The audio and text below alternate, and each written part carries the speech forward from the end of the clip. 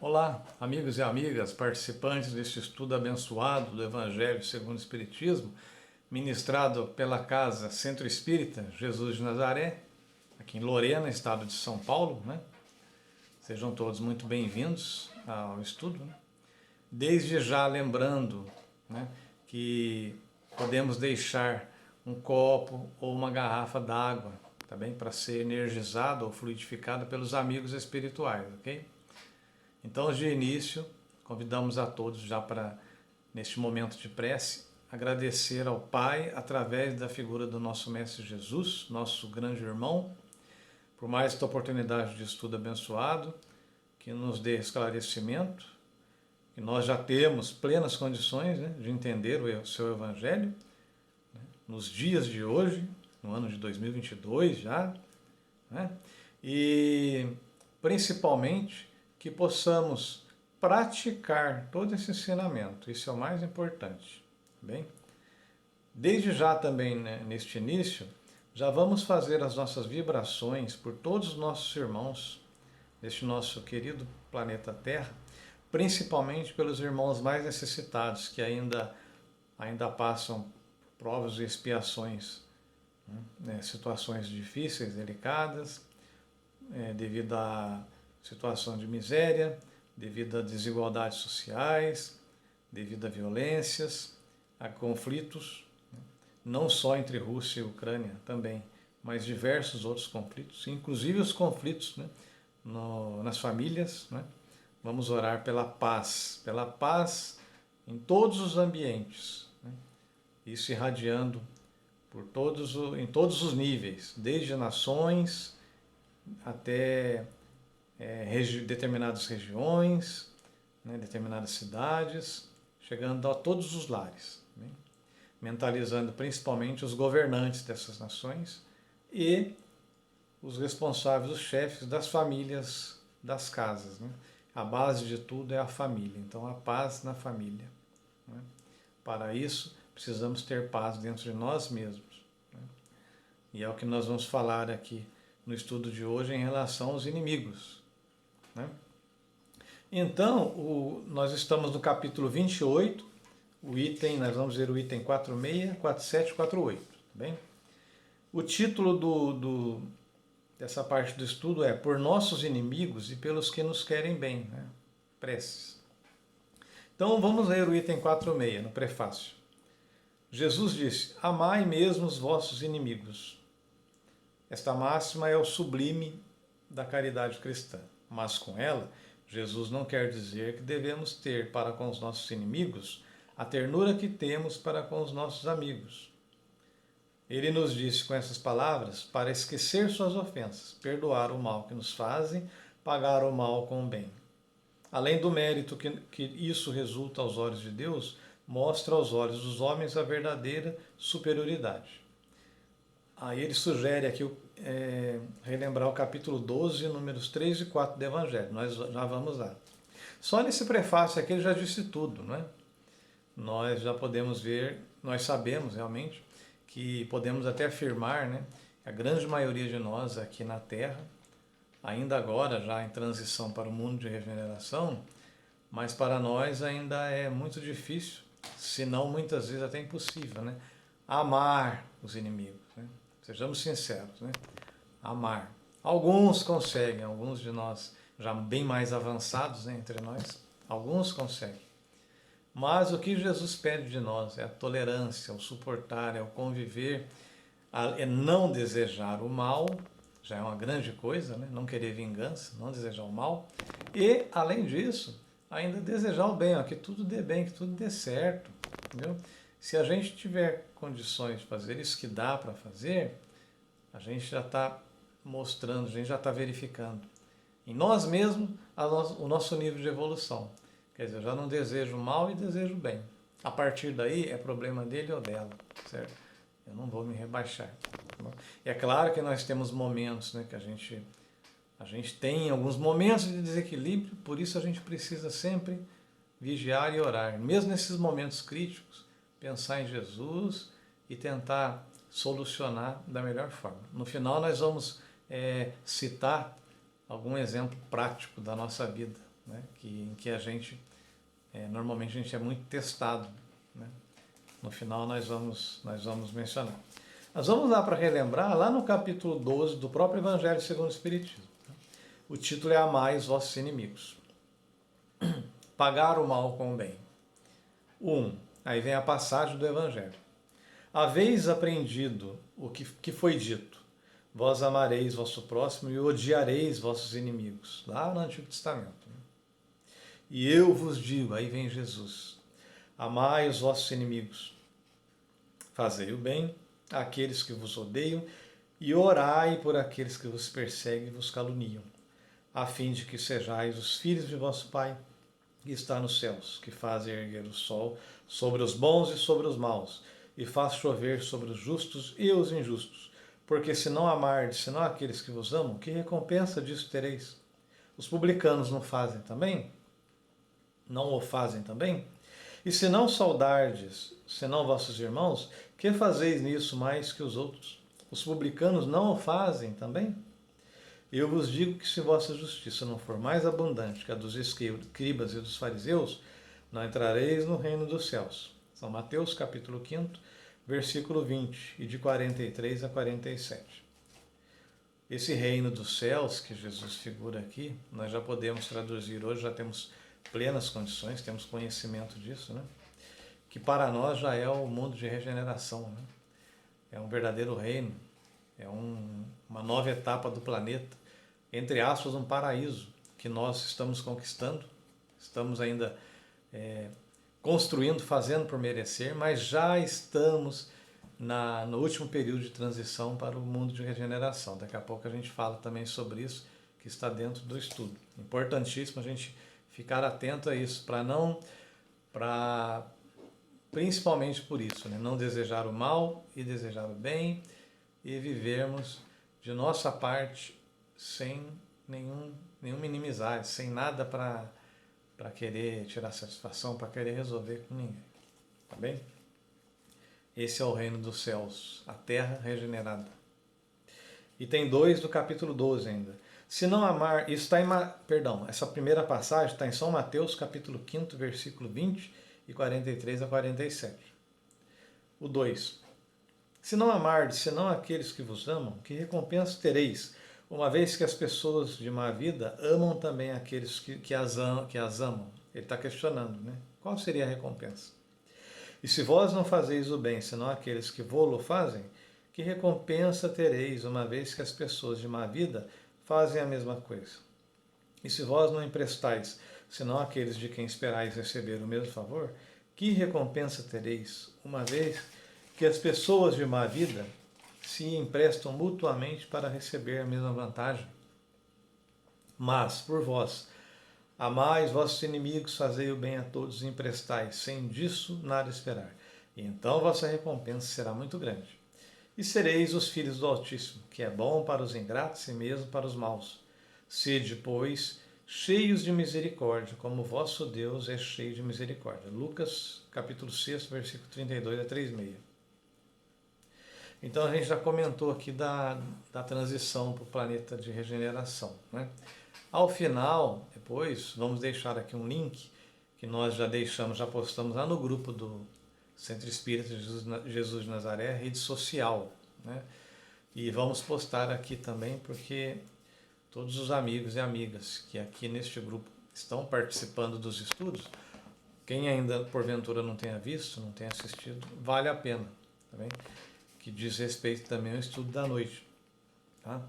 Então é uma live com o médium Geraldo Lemos Neto, Geraldinho. Ele conviveu com Chico Xavier desde seus 19 anos.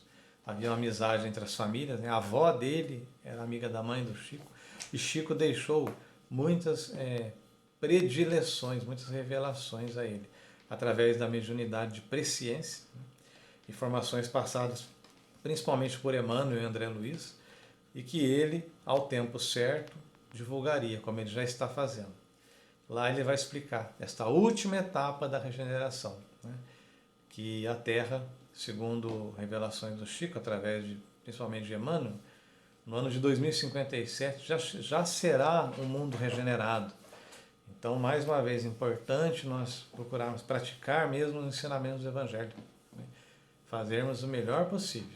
Por isso nós estamos aqui, estudando, relembrando os textos evangélicos, pedindo bastante luz, bastante força para praticarmos. Okay? Então, lá no final, eu vou deixar a live. Bem? Ele sugere também lermos os itens 3 e 4 desse capítulo 12, bem? Que é bem completo. Então, olha que interessante. Lá no final, que nós estamos vendo o capítulo 28, ele recomenda retornar a esse capítulo 12. Vamos ler, então. Item 3. Se o amor ao próximo é o princípio da caridade, amar aos inimigos é sua aplicação sublime, porque essa virtude é uma das maiores vitórias alcançadas sobre o egoísmo e o orgulho. Entretanto, equivoca-se geralmente sobre o sentido da palavra amar nessa circunstância. Jesus não quis dizer por essas palavras que se deve ter pelo inimigo a ternura que se tem para com o irmão ou amigo. A ternura supõe a confiança. Ora, não se pode ter confiança naquele que sabemos nos querer mal. Não se pode ter com ele os transportes de amizade, porque se sabe que é capaz de abusar disso. Entre pessoas que desconfiam umas das outras não poderá haver os laços de simpatia que existem entre aqueles que estão em comunhão de pensamento. Não se pode, enfim, ter o mesmo prazer ao se encontrar com um inimigo do que com um amigo. Esse sentimento resulta mesmo de uma lei física, a da assimilação e da repulsão dos fluidos. O pensamento malévolo dirige uma corrente fluídica cuja impressão é penosa. O pensamento benevolente vos envolve de um eflúvio agradável. Daí a diferença de sensações que se experimenta à aproximação de um amigo ou de um inimigo. Amar os inimigos não pode, pois, significar que não se deve fazer nenhuma diferença entre eles e os amigos. Esse preceito não parece difícil, impossível mesmo de praticar, senão porque se crê falsamente que prescreve-lhes dar o mesmo lugar no coração. Se a pobreza das línguas humanas obriga a se servir do mesmo termo para exprimir diversas nuances de sentimentos, a razão deve diferenciá-los segundo o caso. Amar os inimigos não é, pois, ter para com eles uma afeição que não está na natureza, porque o contato de um inimigo faz bater o coração de maneira bem diferente do que de um amigo. É não ter contra eles nem ódio, nem rancor, nem desejo de vingança. É perdoar-lhes sem segunda intenção e incondicionalmente o mal que nos fazem. É não opor nenhum obstáculo à reconciliação. É desejar-lhes o bem em lugar de desejar-lhes o mal. É regozijar-se em lugar de se afligir pelo bem que os alcança. É lhes estender mão segura em caso de necessidade. É abster-se em palavras e em ações de tudo que possa prejudicá-los. Enfim, é lhes retribuírem tudo o mal com o bem, sem intenção de os humilhar. Quem quer que faça isso, cumpre as condições do mandamento. Amai os vossos inimigos. E já o item 4. Amar os inimigos é um absurdo para o incrédulo. Aquele para quem a vida presente é tudo, não vê no inimigo senão um ser nocivo perturbando sua tranquilidade, e do qual crê que só a morte pode livrá-lo. Daí o desejo de vingança. Não tem nenhum interesse em perdoar, se isso não é para satisfazer seu orgulho aos olhos do mundo. Perdoar, mesmo em certos casos, lhe parece uma fraqueza indigna de si. Se não se vinga, não lhe conserva menos rancor e um secreto desejo de mal. Para o crente, mas para o espírita, sobretudo, a maneira de ver é diferente, porque ele considera o passado e o futuro, entre os quais a vida presente não é senão um ponto.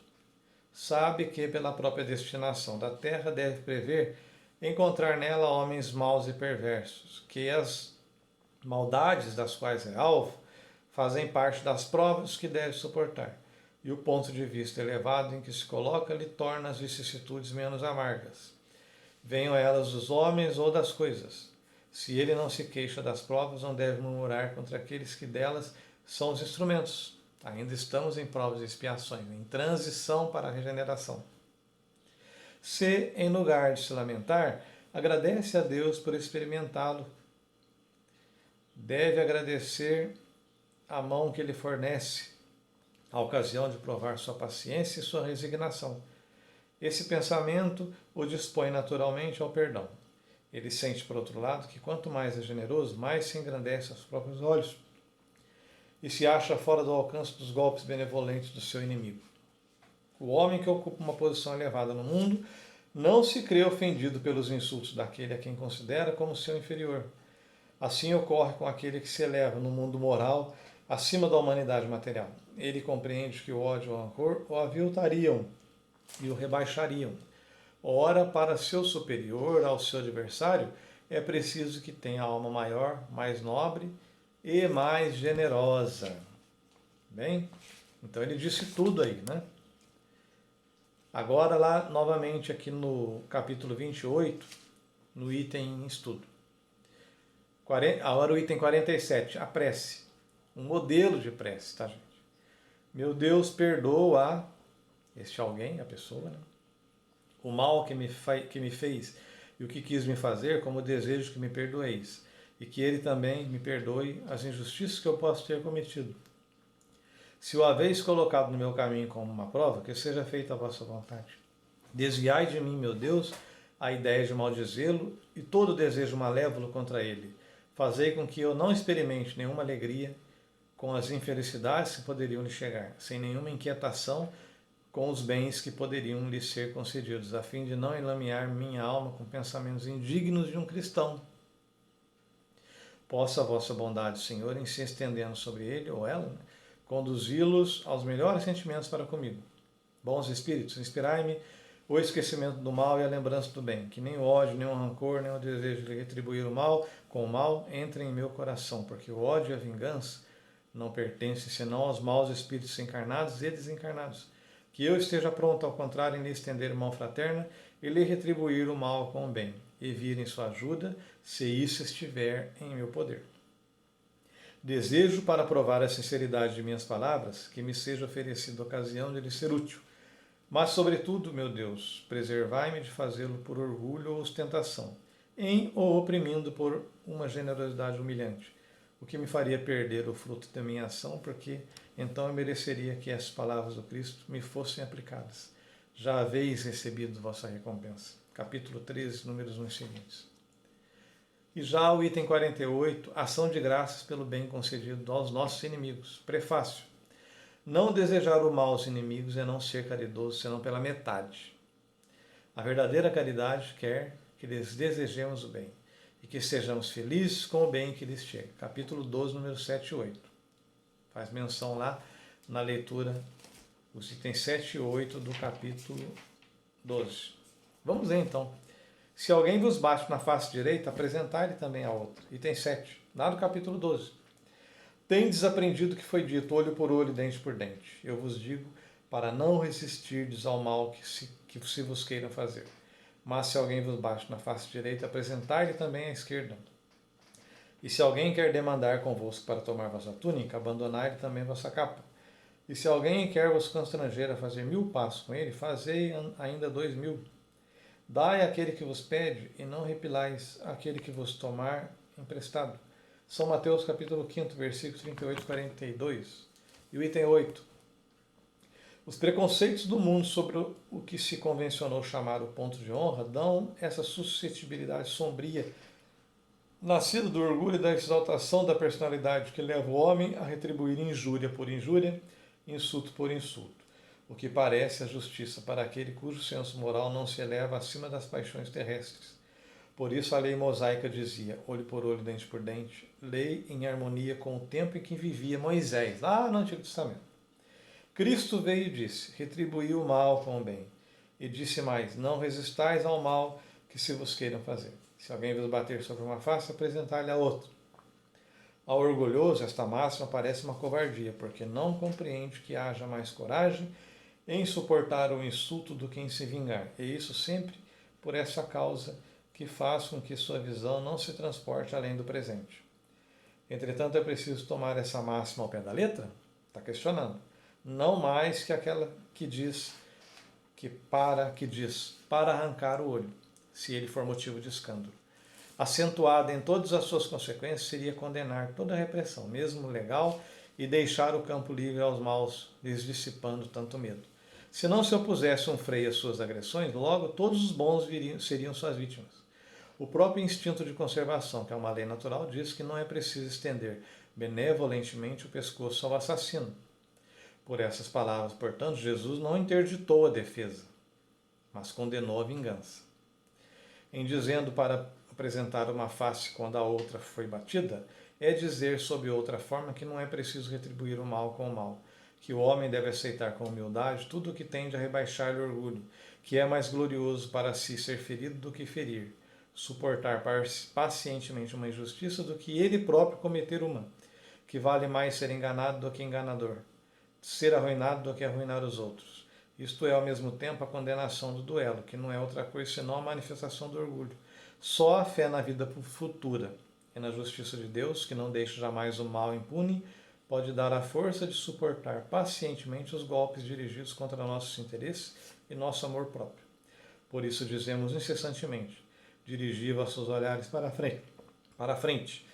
Quanto mais os eleveis pelo pensamento acima da vida material, menos sereis magoados pelas coisas da terra. E aqui, para fechar o estudo do item 28, no capítulo 40, no capítulo 28, item 49, é a prece. Meu Deus, em vossa justiça entendestes dever alegrar o coração de esse alguém, né?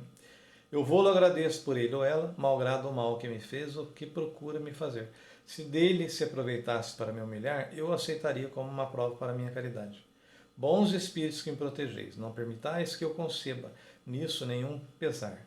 Desviai de mim a inveja e o ciúme que rebaixo. Inspirai-me, ao contrário, a generosidade que eleva. A humilhação está no mal e não no bem, e sabemos que cedo ou tarde justiça será feita a cada um segundo as suas obras. Como nós mencionamos no final, só como exemplo prático, né?